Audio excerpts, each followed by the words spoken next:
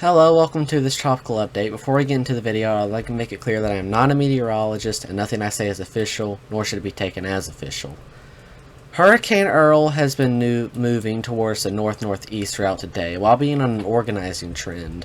Although in recent hours the storm has become more ragged, as well as the internal structure being less favorable for strengthening. Some of the issues for the storm appears to be due to some dry air being entrained within the circulation, and this is helping to cause some issues with how the storm is strengthening. The issues with the storm can be seen here with the recon mission, where, as has been the case in previous days, the hurricane force wind field at the flight level area remains broad, and the flight level winds are significantly weaker compared to what they used to be within this area. Recon did cross the center and did find that the pressure is continuing to decrease, with a drop sign reporting a pressure of 961 millibars, but this is not correlating to any wind increase. We can see another issue in the Recon's direct data, where the mean sea level pressure, extrapolated from the plane, is very fat, you could say. It's not steep like what you would want to see for a storm that's supposed to intensify into a major hurricane. What you would want to see for that is something similar to what the flight level winds are, but instead of that we have a more broad pressure gradient, and this is causing some issues with how the storm is mixing its winds down. We can see the storm on radar from Bermuda, where we have a large eye which is measured by the aircraft to be at around 52 nautical miles in diameter, as well as a large band that has been nearing Bermuda and is producing heavy precipitation. This should near Bermuda and bring some tropical storm conditions throughout today and into the night and into the morning. We can see what the National Hurricane Center writes, where they write, although Earl's center is forecast to pass southeast of Bermuda, tropical storm force winds are expected on the island tonight and tomorrow morning. Hurricane force winds are possible in Bermuda tonight if Earl's track shifts farther west than currently forecast. Swells generated by Earl are building near Bermuda and are expected to reach the U.S. East Coast tonight. These swells are likely to cause life-threatening surf and rip current conditions through the weekend. Please consult products from your local weather office.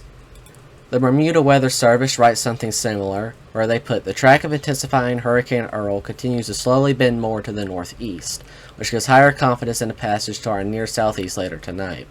Local conditions will rapidly deteriorate, with tropical storm winds persisting into early Friday and possible hurricane force gusts, within heavy showers and widespread rain as rain bands spread across the region. Dangerous seas with rip currents and hazardous surf will continue along coastal areas. Due to the issues presented with Earl, the forecast peak for the National Hurricane Center has been lowered to 105 knots, which is lower from what the previous forecasts were calling for, which was the storm to peak as a Category 4 hurricane. The National Hurricane Center writes here in their discussion where, in fact, while the pressure has still been slowly decreasing, it seems to have resulted in the wind field growing more than strengthening the maximum sustained winds. While it is likely that Earl will be able to mix out the earlier dry air entrainment near the core, it has shortened the window of favorable conditions for intensification before the shear begins to rapidly increase again at 36 hours. Regardless of if the storm makes its way to a major hurricane or not, the storm will still pass close enough to Bermuda where tropical storm conditions and possibly hurricane force gusts are going to occur on the island regardless of that fact. Even on the United States East Coast, hazardous conditions will be there in the form of surf and rip currents. So even if you are not near the storm, in the forecast path of the storm, you still need to pay attention to what the conditions will be like near your area based on the storm's presence on the globe,